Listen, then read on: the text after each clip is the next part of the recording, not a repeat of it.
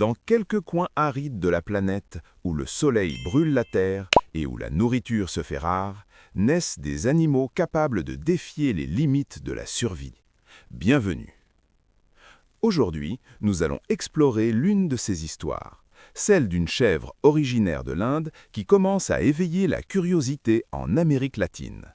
Une race façonnée par la chaleur extrême, par la rareté, par la résistance. La question semble simple, mais elle est plus profonde qu'il n'y paraît. La chèvre Sirohi pourrait-elle trouver sa place au Brésil ou arriverait-elle dans un environnement où tout est déjà occupé? Restez jusqu'à la fin, car la réponse n'est pas aussi évidente que beaucoup l'imaginent. Et avant de continuer, je vous invite à faire 3 choses très simples qui aident beaucoup la chaîne. Laissez un like à cette vidéo, abonnez-vous pour ne pas manquer les prochaines analyses et dites-moi dans les commentaires quelle est l'information qui vous surprend le plus. Maintenant, commençons.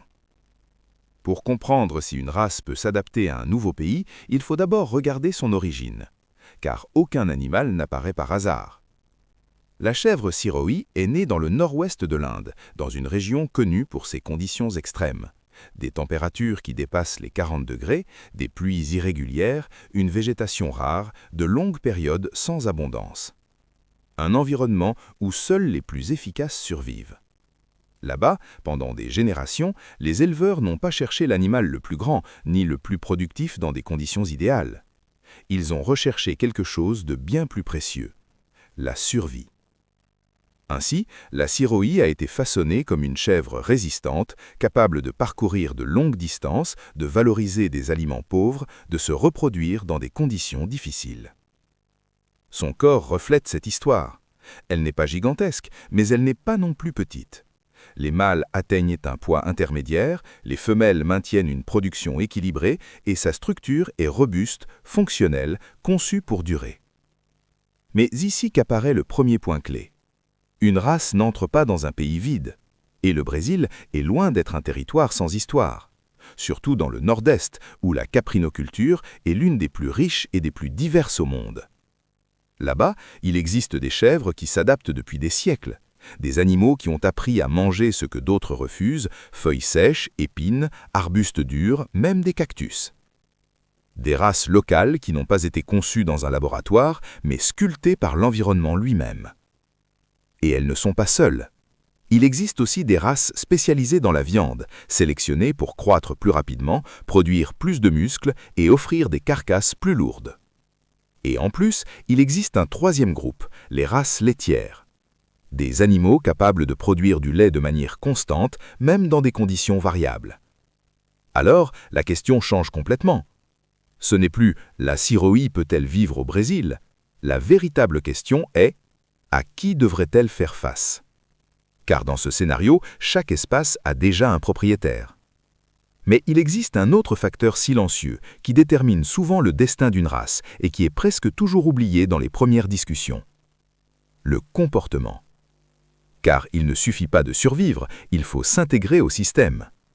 Dans de nombreuses régions de l'Inde, la Sirohi a été élevée dans des systèmes où le contact humain est constant, mais non intensif. Les animaux apprennent à se déplacer en groupe, à répondre à des stimuli simples, à maintenir la cohésion même lors de longues marches. Ce type de comportement peut être un avantage dans des systèmes extensifs où le contrôle direct de l'éleveur est limité.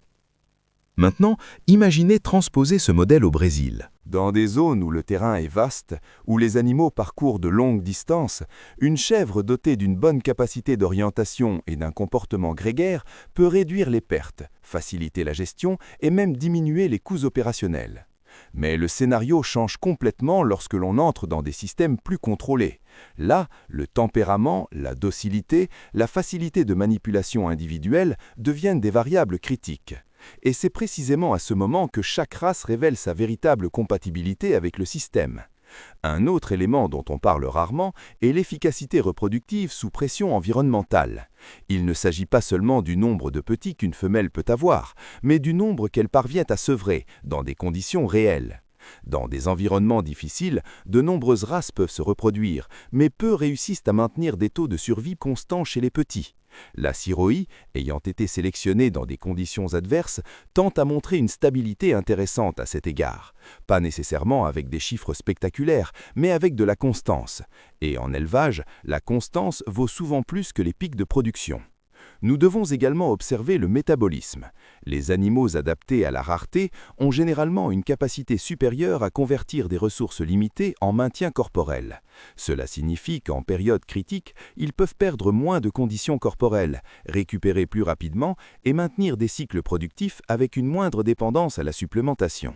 Ce point est essentiel, surtout dans les régions où le coût de l'alimentation peut déterminer la viabilité du système. Cependant, il existe un équilibre délicat, car un animal extrêmement efficace pour survivre n'est pas toujours le plus efficace pour produire et ici apparaît l'un des dilemmes les plus profonds de la sélection animale. Voulons-nous un animal qui résiste à tout ou un animal qui produit davantage lorsque les conditions s'améliorent? La réponse dépend du système. Un autre élément dont on parle rarement est l'efficacité reproductive sous pression environnementale. Il ne s'agit pas seulement du nombre de petits qu'une femelle peut avoir, mais du nombre qu'elle parvient à sevrer dans des conditions réelles. Dans des environnements difficiles, de nombreuses races peuvent se reproduire, mais peu réussissent à maintenir des taux de survie constants chez les petits. La Siroï, ayant été sélectionnée dans des conditions adverses, tente à montrer une stabilité intéressante à cet égard. Pas nécessairement avec des chiffres spectaculaires, mais avec de la constance. Et en élevage, la constance vaut souvent plus que les pics de production. Nous devons également observer le métabolisme. Les animaux adaptés à la rareté ont généralement une capacité supérieure à convertir des ressources limitées en maintien corporel. Cela signifie qu'en période critique, ils peuvent perdre moins de conditions corporelles, récupérer plus rapidement et maintenir des cycles productifs avec une moindre dépendance à la supplémentation. Ce point est essentiel, surtout dans les régions où le coût de l'alimentation peut déterminer la viabilité du système. Cependant, il existe un équilibre délicat, car un animal extrêmement efficace pour survivre n'est pas toujours le plus efficace pour produire, et ici apparaît l'un des dilemmes les plus profonds de la sélection animale. Voulons-nous un animal qui résiste à tout ou un animal qui produit davantage lorsque les conditions s'améliorent? La réponse dépend du système. Un autre aspect qui mérite attention est la variabilité génétique au sein même de la race. Dans les pays où la Siroï est élevée depuis des générations, il existe différentes lignées, certaines davantage axées sur la taille, d'autres sur la fertilité, d'autres encore sur la résistance. Cela ouvre une possibilité intéressante. L'importation ne devrait pas être générique, elle pourrait être stratégique, en sélectionnant des lignées spécifiques adaptées à des objectifs clairs au sein du système brésilien. Mais cela exige des connaissances, de la planification et une vision à long terme. Il ne s'agit pas simplement d'introduire des animaux, mais de construire un projet génétique. Et sur ce chemin apparaît un autre défi, l'adaptation aux maladies locales. Chaque région du monde possède son propre ensemble de parasites, de bactéries et de défis sanitaires. Un animal peut être extrêmement résistant dans son environnement d'origine et pourtant rencontrer des difficultés dans un nouvel environnement biologique. C'est pourquoi toute tentative d'introduction doit prendre en compte non seulement le climat, mais aussi l'écosystème sanitaire. Car la véritable adaptation va bien au-delà de la simple résistance à la chaleur. C'est survivre, produire et rester en bonne santé dans un environnement complètement nouveau. Et c'est précisément à ce niveau de complexité que se décide l'avenir d'une race. Imaginez un instant un échiquier. Chaque pièce représente une race, chacune avec une fonction claire. Les chèvres natives sont comme les pièces résistantes, celles qui supportent l'usure du jeu sans se briser. Les races à viande sont des pièces offensives, conçues pour avancer rapidement, générer de l'impact, produire des résultats visibles. Les races laitières sont constantes, prévisibles, essentielles à l'équilibre du système. Et alors, apparaît une nouvelle pièce, la Siroï. Mais quel rôle occuperait-elle? C'est ici que l'analyse devient intéressante, car la Siroï n'est ni la plus productive en viande, ni la plus spécialisée en lait. Sa véritable valeur pourrait résider dans l'équilibre. Dans des systèmes rustiques où l'on ne cherche pas le rendement maximal, mais la stabilité. Dans les croisements, où elle peut apporter résistance, fertilité, adaptation. Même dans de petits systèmes familiaux où produire un peu de tout peut être plus précieux que se spécialiser. Mais il existe une réalité qu'on ne peut ignorer. Le Brésil possède déjà des solutions pour presque tous ces scénarios. Ainsi, la ciroï n'a pas seulement besoin d'être bonne, elle doit être meilleure, dans quelque chose de spécifique. Et c'est le grand défi de toute nouvelle race. Car introduire de la génétique ne consiste pas seulement à importer des animaux.